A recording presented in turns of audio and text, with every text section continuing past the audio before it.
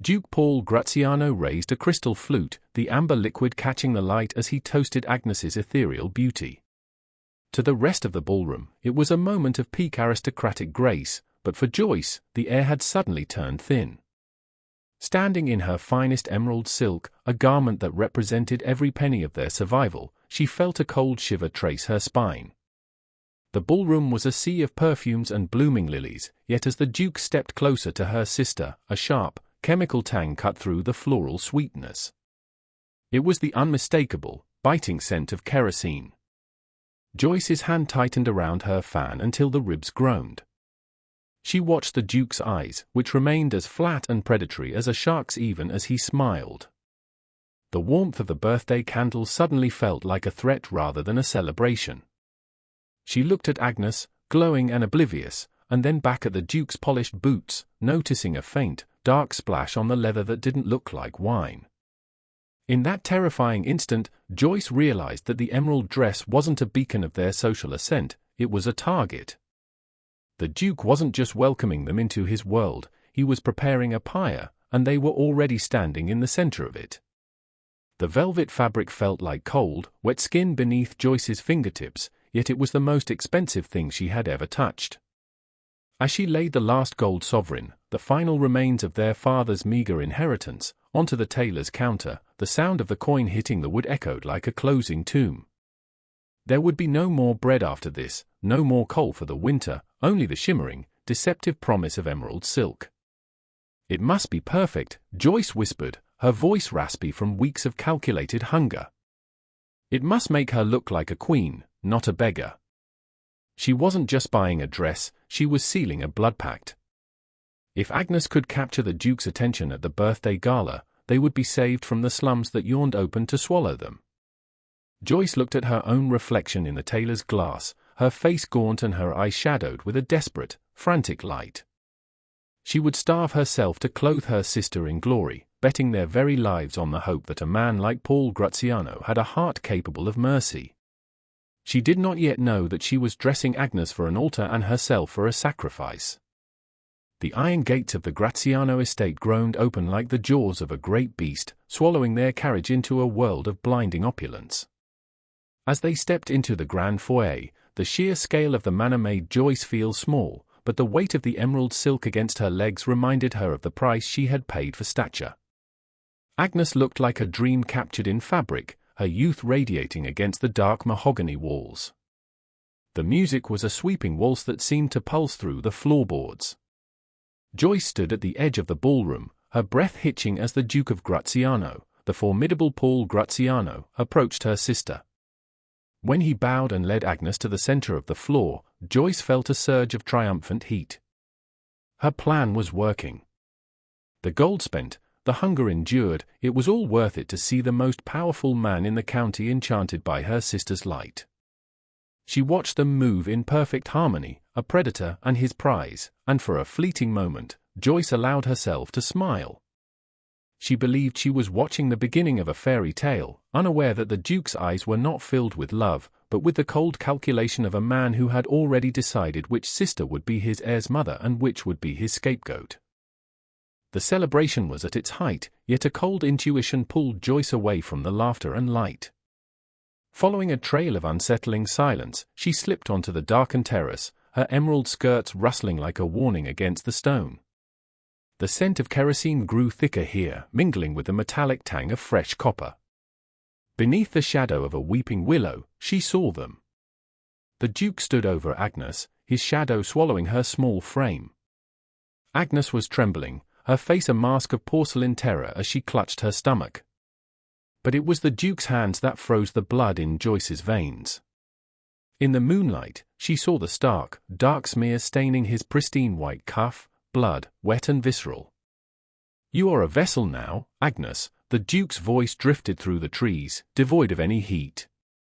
"My heir is the only thing that secures your life. Your sister, however, is a loose thread." Joyce stumbled back, her heart hammering against her ribs like a trapped bird. The union wasn't a romance, it was a conquest, a brutal insurance policy for a man who viewed people as property. As the Duke turned, the moonlight hit his eyes, revealing a void where a soul should be. He looked down at the blood on his sleeve and then directly toward the thicket where Joyce hid. He didn't look surprised, he looked ready. Joyce realized with a jolt of pure horror that the Duke hadn't just seduced Agnes, he had marked them both. The emerald dress she had worked so hard to buy was no longer a sign of status, it was a beacon in the dark, making her the perfect witness to silence. She had sought to bring her sister into the light, only to discover that the Duke's world was built on a foundation of blood and ash. Panic lent Joyce a ghost-like agility as she retreated from the garden and slipped back into the manor through a servant's entrance. She knew the Duke's bloody cuff was only a symptom of a much deeper rot. Driven by a desperate need for leverage to save Agnes, she bypassed the ballroom and navigated the labyrinthine corridors toward Paul Graziano's private study.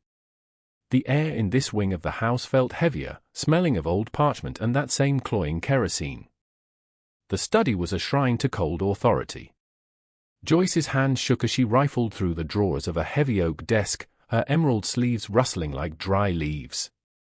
Finally, her fingers caught on a hidden catch. A shallow drawer clicked open, revealing a leather-bound ledger. It wasn't a record of accounts or land deeds. As Joyce flipped through the pages, her breath hitched in a silent scream. Listed in neat, calligraphic script were names of women, waitresses, sempstresses, and low-born daughters, followed by dates and chillingly brief annotations: vessel failed, waste removed, fire at the mill. Beside each name was a lock of hair or a scrap of fabric. Joyce's heart plummeted as she reached the final entry. It was Agnes's name, written in fresh ink, and beneath it, her own, witness. Disposal scheduled for dawn. The truth was a physical blow. The Duke didn't just want an heir, he was a serial predator who used fire to erase the failures of his obsession. Joyce clutched the book to her chest, her mind racing toward the exit. She had to get Agnes. They had to run. But as she turned toward the door, the heavy brass handle rotated with a slow, deliberate click. The door swung open, but it wasn't the Duke. Two hulking guards, their faces obscured by the shadows of their tricorn hats, stepped into the room. "The Duke mentioned you had a curious nature, Lady Joyce," the taller one rumbled, his voice like grinding stones. Joyce backed away, her heels catching on the edge of the rug. She looked at the fireplace, where a low flame flickered, and then at the ledger in her arms. She tried to dart past them, but a heavy hand clamped onto her shoulder, the grip bruising and absolute. "Give us the book," the guard commanded. "The Duke prefers his history to stay in the ashes. And don't worry about the dress, it'll provide excellent tinder." As they dragged her toward the darkness of the hallway, Joyce looked back at the study one last time. The birthday candles in the distance were being extinguished one by one, leaving her sister alone in the predator's den while she was hauled toward a dungeon that smelled of oil and death. The dungeon beneath the Graziano manor was a symphony of dripping water and the skittering of rats, a stark contrast to the music that had played for Agnes's birthday. Joyce sat huddled in the corner, her emerald silk dress now stained with grease and grime, though it still shimmered mockingly in the torchlight. The door creaked open, admitting Duke Paul, whose silhouette was framed by an orange, flickering glow from the corridors above. "The gallery is gone, Joyce," he said, his voice a smooth caress of malice. "Centuries of Graziano history reduced to cinders. All because of a jealous, low-born sister who couldn't handle her family's sudden proximity to power." He stepped closer, tossing a heavy, brass tinderbox onto her lap. It was covered in her own fingerprints, harvested while she was unconscious. Joyce looked up, her eyes burning with a defiance that no shadow could drown. "You burned your own legacy just to bury me? You are a madman." "I am a duke," he corrected, his smile thinning. "And a duke's word is law. The servants see you fleeing the study, they will find the oil on your hem. By dawn, the county will demand the head of the girl who tried to burn the savior of her sister's child." He leaned down, whispering against her ear, "The fire won't stop at the gallery, Joyce. It's coming for you." As he left, the smell of smoke began to drift down the stairs, heavy and suffocating. Joyce clutched the tinderbox, realizing the Duke hadn't just framed her for a crime, he had written the final chapter of her life in flame. The stone walls of the dungeon seemed to pulse with the rhythmic heat of the fire raging above. Through a narrow, barred grate near the ceiling, Joyce watched the orange glow of the burning gallery, but her mind was fixed on a more horrific image. From the taunts of the guards, the truth had finally crystallized. Agnes was not a guest or a future duchess, but a prisoner of a different kind, a broodmare kept only for the child she carried, to be discarded the moment an heir was secured. Joyce sank to her knees, the emerald silk of her dress now a blackened rag against the damp floor. The Duke intended to erase her, to turn her into a cautionary tale of a jealous sister consumed by her own flames. But as the smoke thickened, a cold, hard clarity replaced her terror. She reached out and touched the scorching stone wall, the heat blistering her fingertips. "Burn me, Paul," she whispered into the dark, her voice trembling with a supernatural conviction. "Turn me to ash. But know that ash travels on the wind. I will be the smoke in your lungs and the cinder in your bed. I will not leave Agnes to your rot." The vow felt like a physical weight, a tether to the world she was about to leave. She wasn't just a victim anymore, she was a curse in waiting. The morning of the execution arrived not with a sunrise, but with a thick, suffocating fog that clung to the valley like a shroud. The townspeople gathered in the village square, their faces a blur of morbid curiosity and manufactured outrage. At the center stood the pyre, a jagged mountain of pine and birch, soaked in the very kerosene Joyce had smelled in the Duke's garden. Duke Paul Graziano sat atop his black stallion, a figure of dark velvet and polished silver, watching as his guards dragged Joyce toward the stake. She was no longer the polished lady of the ballroom, her hair was a tangled mane of copper, and the emerald dress was tattered and scorched from the dungeon's heat. Yet, as the guards bound her wrists to the post, Joyce did not weep. She stood with a spine of iron, her eyes fixed on the balcony of the manor where Agnes stood behind reinforced glass, a literal prisoner to her own pregnancy. "People of Graziano," the Duke's voice rang out, cold and resonant. "Look upon the face of envy. This woman sought to burn our history, to strike at the heart of the nobility out of spite for her sister's fortune. She is a blight upon this land, and today, we return her to the earth." He signaled to a guard, who stepped forward with a roaring torch. Joyce looked down at the hem of her emerald skirt, the fabric that had cost her family's last hope. As the torch touched the wood, a wall of heat surged upward. The dry pine caught instantly, the kerosene turning the base of the pyre into a roaring furnace of blue and orange. The crowd gasped as the flames licked at the emerald silk. But Joyce did not scream. Instead, she leaned into the heat, her voice rising above the crackle of the wood in a haunting, melodic chant. "The fire you lit to hide your shame will be the light that leads me home," she cried out, her eyes locking onto the Duke's.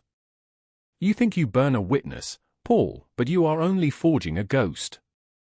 I will be the smoke in your nursery. I will be the cinder in your wine. From this ash, a reckoning grows that your walls cannot hold." The heat became a physical weight, a blistering roar that swallowed the square.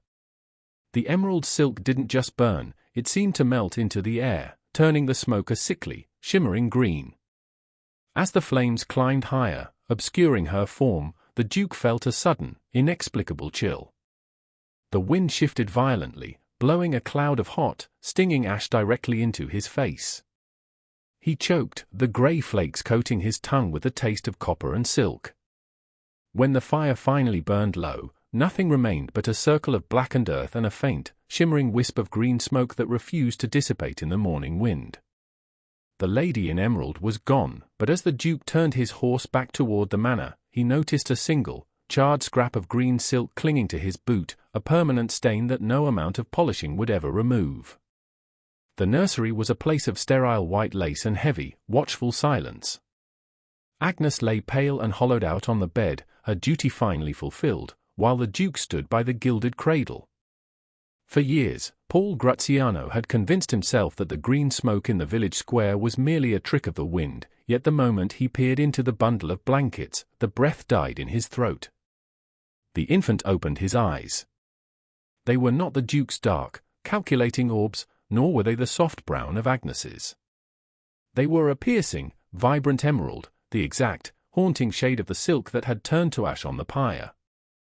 "Take him away," the Duke whispered, stumbling back as the child's gaze seemed to track him with a knowing, ancient intelligence.